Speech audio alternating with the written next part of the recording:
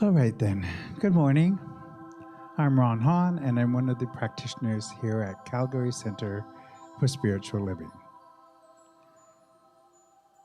I'm also leading the Consciousness Seekers group on Monday nights, where we are right now we're exploring Ernest Holmes' one of his most popular works, which is called This Thing Called You. And I say that because today, as it happens, we're going to explore that very topic. What is this thing you call you? And how does it relate to oneness? So as a guide throughout the meditation, I'll be drawing from the works of a very brilliant non-dualist by the name of Rupert Spira. And later on, I'll put some information about him in the chat. So today, if you experience anything that catches your attention, then why not join the Monday night group? You can find the link either in the newsletter or, of course, on our website in the calendar of events.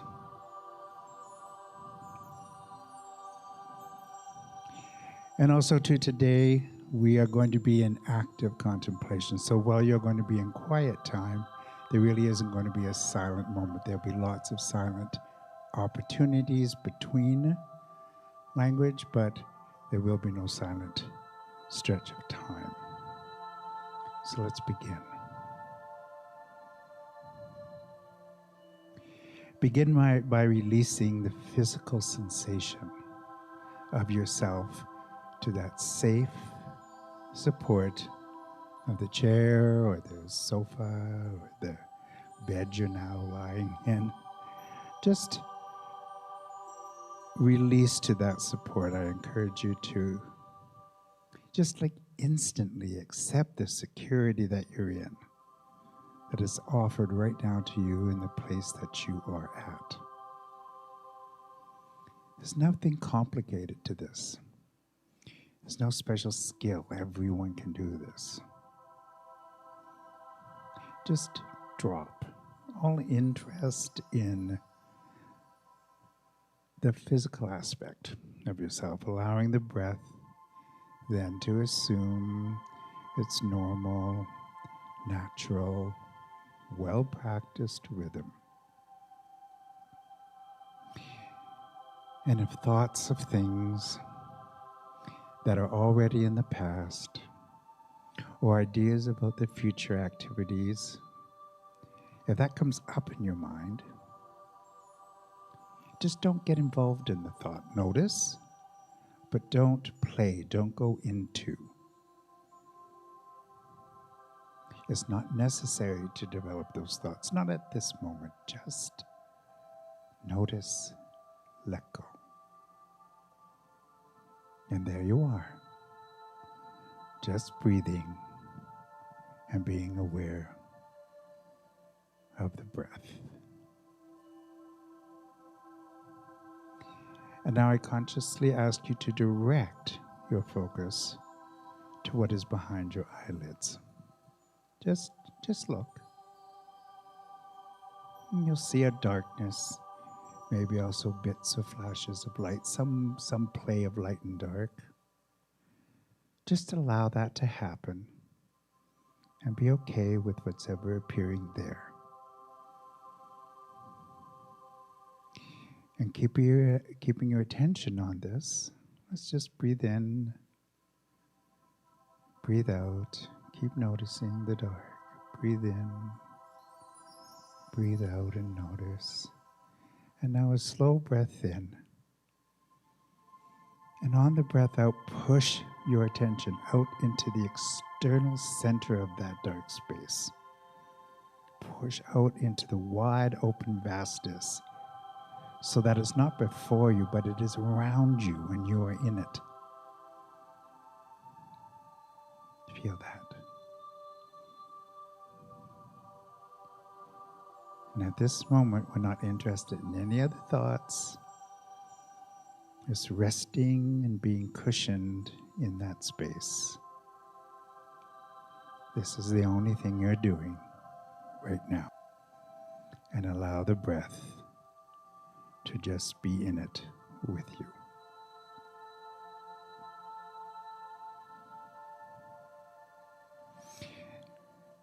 And while we remain in this state and in this place, together we're going to begin to contemplate some thoughts and ideas, which I suggest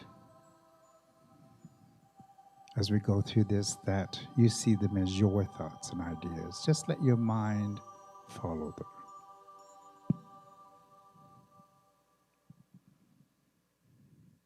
Now, if you're willing, let's begin by asking yourself these questions.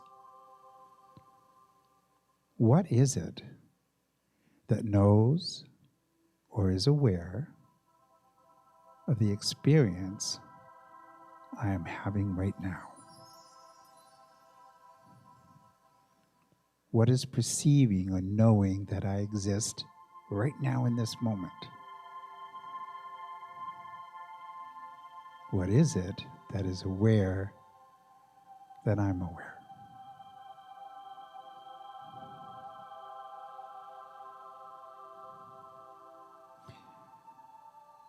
I know I'm experiencing myself in this space right now, but what is it that seems to simultaneously observe or know that I'm doing that? There is an I am, and then there is that which appears to know I am.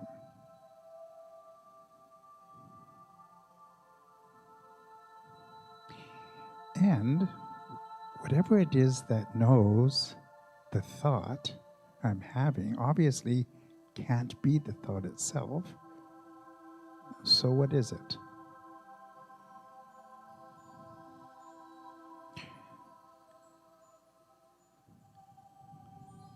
Whatever it is that is doing the perceiving cannot also be the object that is being perceived by it.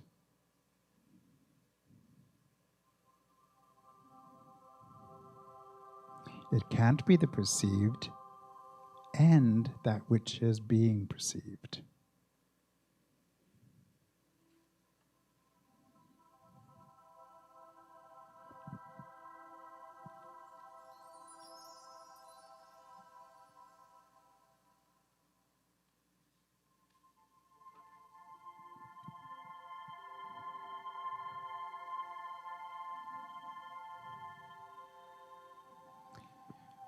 So, whatever it is that knows or perceives your experience is this thing we call I. It is I that knows my thought, and it is I that's aware of my feelings.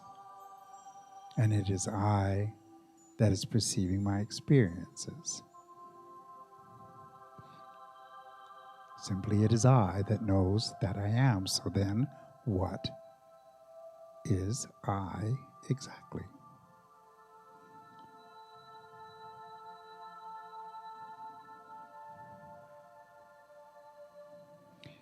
Could it be that I is the element of ourselves that is consistently present throughout every one of our experiences? Could it be the ongoing awareness that is aware of our experience of being?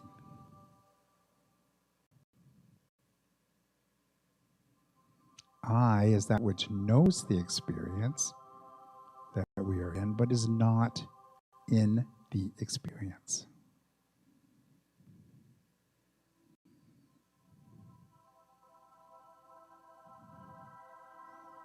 Can you see that the experience of being is a common element in which every and all experience is known?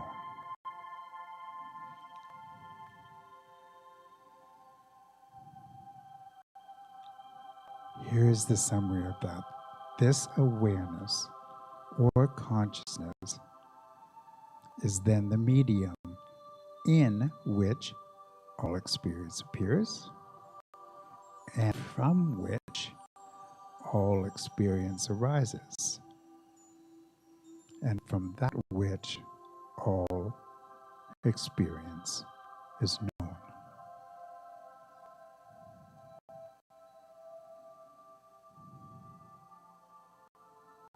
Consciousness is not in you.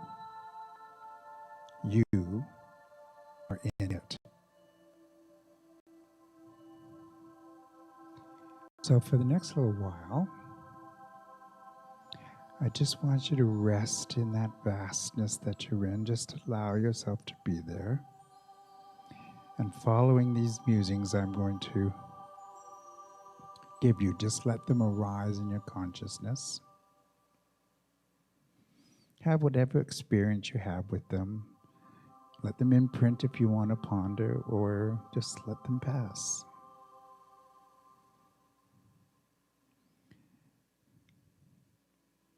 These words I'm going to share are from a poetic work by Rupert Spira called I Am.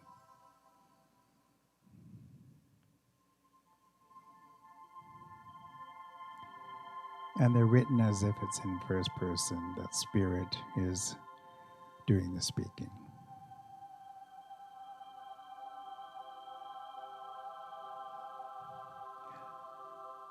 I am without beginning and end, but all things begin and end with me.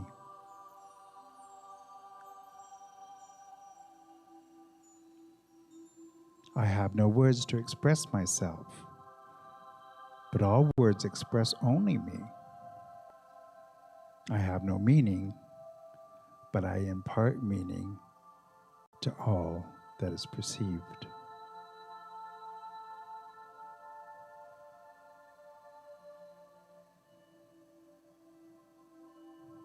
I have no name, but am called by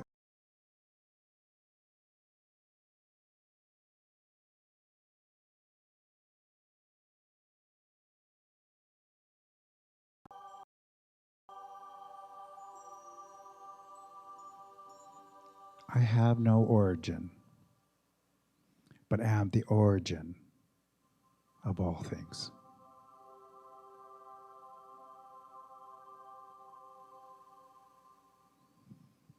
I cannot be contemplated, but I am the object of contemplation. I am imperceivable, and yet you perceive only me. I am full, but have nothing. I am empty, but contain all. I give away everything, but am never diminished. And I receive all, but I never expand. Whatever appears, appears in me.